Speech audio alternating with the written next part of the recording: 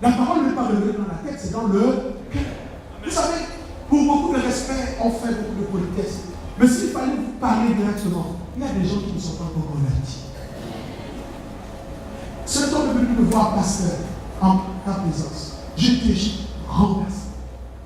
Il avait pris des crédits et il ne savait pas.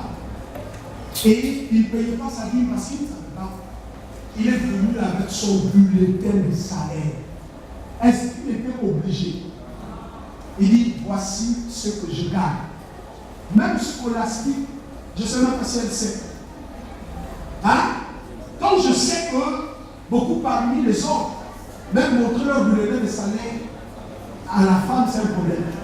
Mais ce qu'on est venu me voir, voici mon bulletin de salaire. Voilà le crédit que j'ai pris. Parce que, fais un calcul simple, je veux payer ma dîme. Oh, j'étais renversé. Vous savez, tant que votre foi est ici, vous trouverez toujours des raisons pour se soumettre à Dieu. Les raisons, ça ne manque pas. Même le figuier en a donné une. Ce n'est pas ma saison. Le Dieu l'a maudit.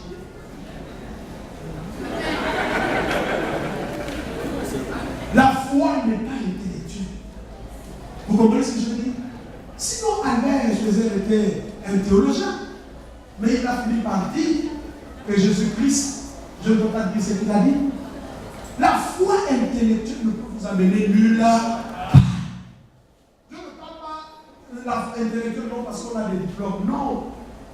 On a tous fait l'école, je ne parle pas de ça. Moi, je parle de la foi qui se limite seulement dans la tête. On connaît Dieu que dans la tête. On est bourré de connaissances, mais on n'applique jamais ces connaissances.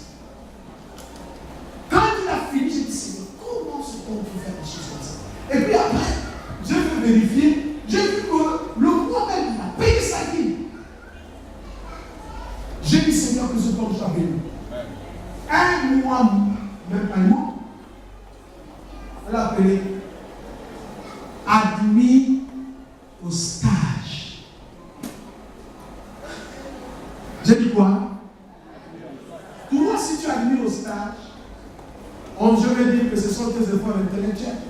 Vous savez, il y a des choses qui viennent parce que c'est normal. Mais je ne peux pas me réjouir dans ce que j'obtiens de façon intellectuelle. Si je suis chrétien, je dois tout recevoir de Dieu. Comment je vais glorifier Dieu si ce n'est pas lui qui est derrière? Quand il a fait ça, il est allé au stage à l'étranger. Et de là-bas, avec autant de nations, Dieu a permis qu'il ne soit pas la queue. Et Dieu l'a honoré. Je prie Dieu que dans les jours qui suivent, qu'ils connaissent les progrès sociaux. Je te bénis au nom de Jésus-Christ. Voici la foi qui vient du cœur. Il y a des gens qui sont bavards, mais ils agissent peu. Ils sont calculateurs en toutes choses. Jamais on laisse le temps Dieu règle leur vie. Non! Il a déjà la montre, il a un planning, il fait tout, mais vraiment méticuleusement. Ce n'est pas mauvais, mais c'est encore dans la tête. Vous savez, il y a des anciens, des diacres que je vais renvoyer. Tu ne peux pas régner sur le peuple si toi-même tu n'es pas un modèle de foi. Paul a exhorté Timothée d'être un modèle de foi.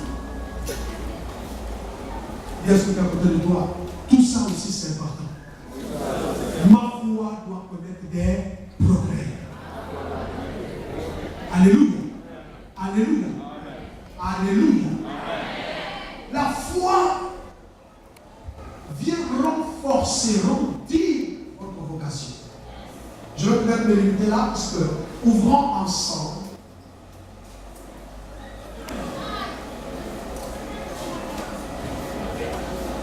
Thessaloniciens chapitre 1 verset 11.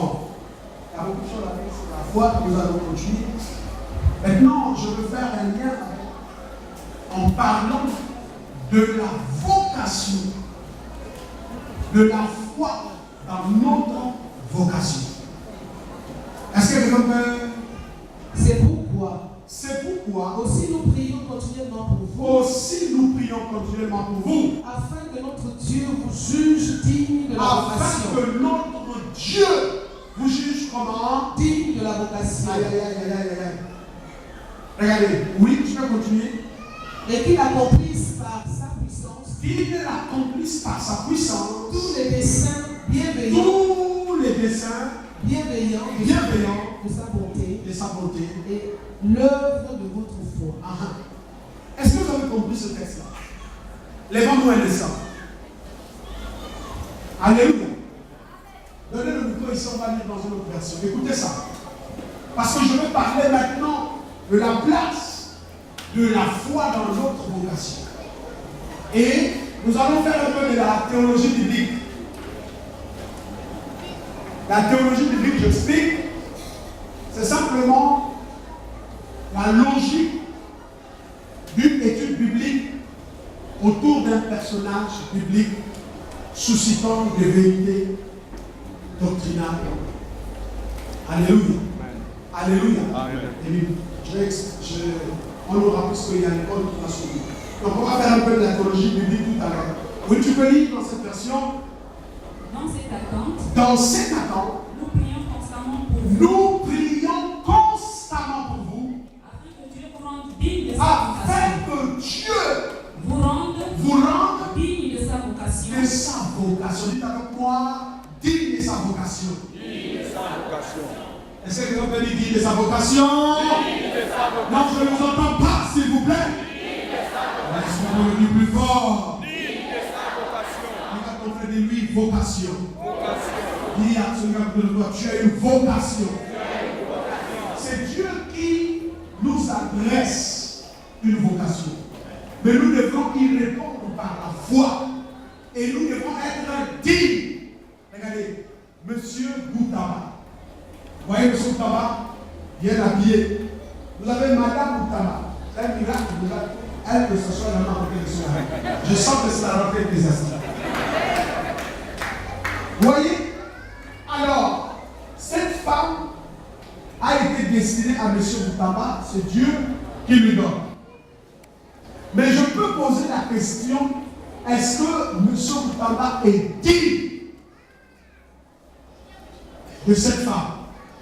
Vous comprenez ce que ça veut dire? Ça veut dire que tu peux recevoir quelque chose de puissant, de fort, et ne pas être digne.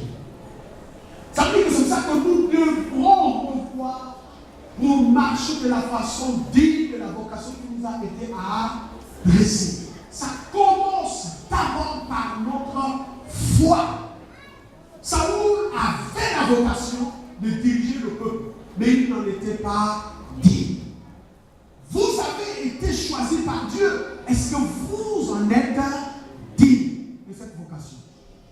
Et c'est là que la Bible dit Dieu, oui. Et qu'il rende efficacement toute bonne volonté volonté de faire le bien et l'exercice de votre foi. Et dis à celui qui est autour de toi, l'exercice de ma foi. Dis à celui qui est autour de la foi s'exerce. Je m'exerce pour l'intérêt de ma foi. Vous voyez, j'ai dit tout à l'heure que j'ai donné la dîme du salaire jusqu'à ce que le Seigneur m'a interpellé. Et pourtant ma femme me parlait, mais c'était là, ça ne rentrait même pas. Et puis j'ai commencé à dire que j'ai 10 000, j'en ai. J'ai commencé à acheter une enveloppe. J'expliquais ça au diable humain. J'ai dit, je me discipline. Je ne suis pas un voyou, un bandit, un désordre. Pourquoi je ne vais pas me discipliner sur ça? J'ai commencé à méditer. Et donc, chaque fois que quelqu'un dit, pasteur, oui, le carburant, dès que j'arrive à la maison, si je ne peux pas, déjà je dois en mettre. J'en ai. Jusqu'à un jour, à la fin du mois, quand j'ai regardé ma vie, waouh, mais tu es content? Ça veut dire que le jour où je partirai de l'église, on peut quand même penser à moi. Mais toi, tu es là, on ne pensera pas à toi. Parce que ta présence égale à ton absence. Maria peut me chercher. Non, je vous dis la vérité.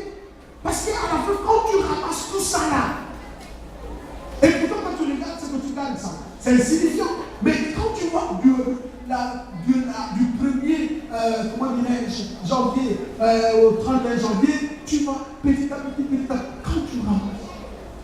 Quand tu viens même parler de ça, on peut même rien te dire parce que tu sais que toi-même tu es un. Il y a des gens quand ils passent quelque part, on sent qu'ils existent. Mais comment vous pouvez avoir une foi qui n'est pas impactée? La première offrande que j'ai reçue dans ma vie, qui m'a donné le vertige, c'est cet homme et cette femme. Un jour, il m'a dit que on te fait l'offrande. Et je prophétise. Hein? Que c'est ce que tu commenceras à avoir. J'étais en mission. J'étais dans un véhicule, même quand tu regardes, en mission. Et puis on m'appelle de la mission, que voilà, il y a une offrande comme ça, c'est disponible.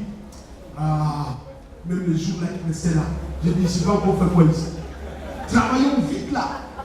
Parce que un problème peut passer. Maintenant, je l'appelais quand même pour entretenir. On ne sait jamais. Non, les bons parents, j'ai dit non. Alléluia. Vous devez exercer votre foi.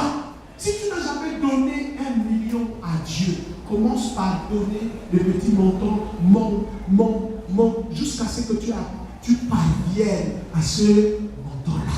Vous savez pourquoi vous avez du mal à donner votre dîme? Parce que vous n'avez pas la foi de croire que la dîme ne vous appartient pas. Quand quelqu'un sait que ça ne lui appartient pas, il ne retient pas. Il y en a même qui gèrent leur dîme. Ils font des travaux avec leur dîme. Mais tu es un homme de peu de foi. Tu n'as pas la foi. Comment tu peux oser?